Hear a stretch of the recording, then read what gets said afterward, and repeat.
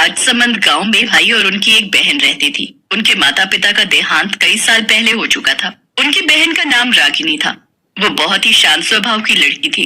उन भाइयों में से सबसे छोटा भाई एक आंख से अंधा था, लेकिन उसके मन में अपनी बहन के लिए सबसे ज्यादा प्यार और इज्जत थी। वो भाई सारा दिन खेती बाड़ी का कामकाज करते तो वहीं उनकी बहन घर संभालती थी। उन सभी भाइयों को शिकार खेलने का भी शौक था। कभी कभी वो जंगल से शिकार करके भी लाते थे, जिसे रागिनी उनके लिए बड़े ही प्यार से बनाती थी।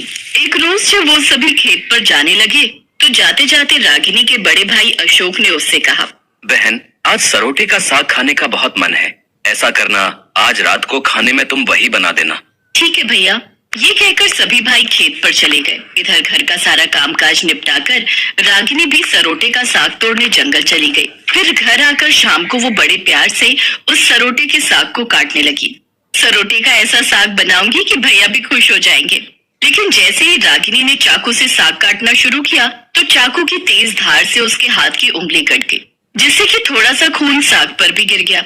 हे भगवान, इस साग में तो खून गिर गया। अब क्या करूं? भाइयों के खेत से लौटने का भी समय हो रहा है और बाहर दिन भी ढल गया है, तो अब जंगल में दूसरा साग लेने कैसे जाऊं? एक काम करती हूँ, इसे ही बना देती हूँ, किसी को कुछ पता नहीं चलेगा।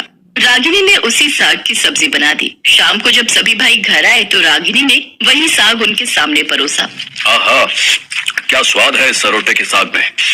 इतना अच्छा साग तो माँ भी नहीं बना पाती थी।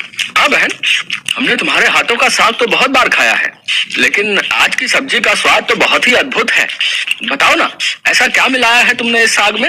ये सुनकर रागिनी डर गई कि कहीं भाइयों को सच पता न चल जाए, लेकिन फिर थोड़ा डरते हुए उसने कहा, कुछ नहीं भैया, मैंने तो हमेशा की तरह ही साग बनाया है। हो सकता है तुम सबको भूख ज्यादा लगी हो, इसीलिए आज सब्जी ज्यादा अच्छी लग रही हो। मुझे तो सब्जी इतनी अच्छी लगी कि मेरे लिए तो तुम कल भी यही बनाना। सिर्फ तुम्हारे लिए ही क्यों, हम सबके लिए बनाना। हाँ, ठीक है। सबके कहने पर रागिनी ने अगले दिन भी सरोटे का साग बनाया, लेकिन उस दिन इन सबको उसमें वो स्वाद नहीं आया और खून लगे साग का स्वाद वो अपने दिमाग से निकाल ही नहीं पा रहे थे। फिर सबके अनुरोध करने पर आखिरकार रागिनी ने उस दिन की सच्चाई उन भाइयों को बता ही दी। उसकी बात सुनकर चौथे नंबर वाले भाई ने अपने सभी भाइयों से अकेले में कहा, भाइयों सोचो, जब रागिनी के खून की कुछ बूंदें उस साग में गिरने से सब्जी इतनी स्वादिष्ट हो गई, तो फिर उसका मांस कितना स्वादिष्ट होगा। सभी भाइयों ने आपस में चर्चा की और ये प्लान बनाया कि वो अपनी ही बहन को मारकर उसका मांस पकाकर खाएंगे। अगले दिन वो सभी धोखे से अपनी बहन को जंगल में शिकार खेलने के बहाने लेकर गए और उसे एक ऊंची मचान पर बैठने को कहा। बहन, तुम यहाँ पर बैठ जाओ, यहाँ जानवर तुम पर हमला नहीं कर पाएंगे। इसके बाद सभी धनुष लेकर वहाँ से चले गए। मैं जानती हूँ तुम सब मुझे यहाँ अकेले लेकर क्यों आए हो, लेकिन मैं चाहती हूँ कि तुम सबकी इच्छा पूरी हो। रागिनी उस मचान पर जाकर बैठ गई। फिर सभी भाइयों ने एक एक कर निशाना लगाना शुरू किया, लेकिन वो तीर उसको न लगकर उसके बगल में आकर गिरे। उसे एक भी तीर नहीं लगा। आखिर में पांचवें और सबसे छोटे भाई की बारी आई। रागिनी जानती थी कि उसका सबसे छोटा भाई उसे बहुत प्यार करता है। नहीं, मैं अपनी बहन पर तीर नहीं चलाऊंगा। अगर तुमने ऐसा नहीं किया तो उसके साथ साथ तुम्हारा भी आज आखिरी दिन होगा। फिर सबके कहने पर सबसे छोटे भाई ने बेमन से तीर चलाया तो रागिनी ने गाना गाते हुए कहा, मारो मारे भैया छाती में लक्ष्य करके, छाती में लक्ष्य करके, तेरा तीर मेरी छाती भेद जाए। मारो मारो भैया छाती में लक्ष्य करके, मारो मारो भैया। आखिर में उसका तीर रागिनी की छाती पर जा लगा और उसने वहीं अपने प्राण त्याग दिए। सभी भाई वहां आए और उसके शरीर के टुकड़े टुकड़े करने लगे। ये देखकर छोटा भाई फूट फूट कर रोने लगा। छोटे, तू ये रोना धोना बंद कर और अभी जंगल में से लकड़ियां और पानी लेकर आ। छोटा भाई लकड़ी और पानी के साथ साथ कुछ मछली और केकड़ा भी लेकर आया। रात को उसने मांस पकाते समय चुपके से केकड़े और मांस को भी आग में डाल दिया और अपने खाने का जुगाड़ कर लिया। फिर उसने परोसे गए बहन के मांस को एक गड्ढे में डाल दिया। कुछ समय पश्चात उसी स्थान पर बांस का एक पौधा उगाया। धीरे धीरे उस स्थान पर बांसों का एक झुरमुट बन गया।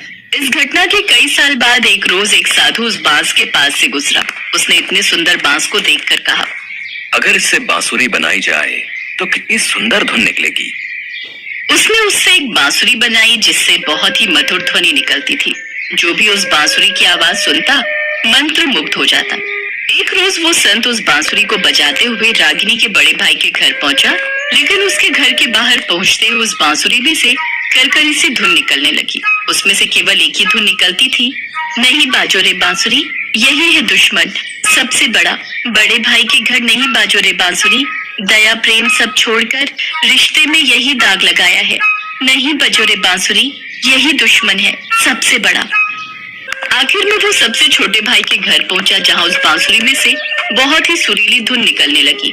बाजो रे बाजो बांसुरी, मेरे सबसे छोटे भाई के घर, मन की बात मन में छुपा कर युग युग से रखा है अंदर। बाजो रे बांसुरी, यही है मेरे सबसे प्यारे भाई का घर। छोटे भाई ने उस साधु को थोड़ा अनाज और धन देकर वो बांसुरी उससे ले ली। न जाने क्यों, लेकिन इस बांसुरी से बड़ी जानी पहचानी सी धुन आ रही है।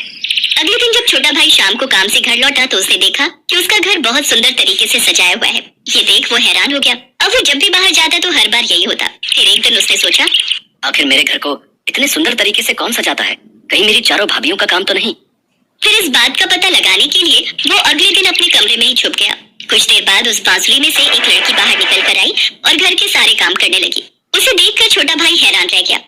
रागिनी, लेकिन ये कैसे हो सकता है? वो तो जैसे ही वो लड़की बांसुरी में जाने लगी तो छोटे भाई ने झट से उस बांसुरी को आग लगा दी और उस लड़की पर तुलसी जल फेंक दिया, जिससे वो एक असली लड़की के रूप में परिवर्तित हो गई। मेरी बहन रागिनी, मेरी बहन। मेरा प्यारा छोटा भाई। एक भाई को अपनी बिछड़ी हुई बहन मिल गई थी और बहन को उसका प्यारा भाई। इसके बाद दोनों भाई बहन खुशी खुशी उसी घर में एक साथ रहने लगे।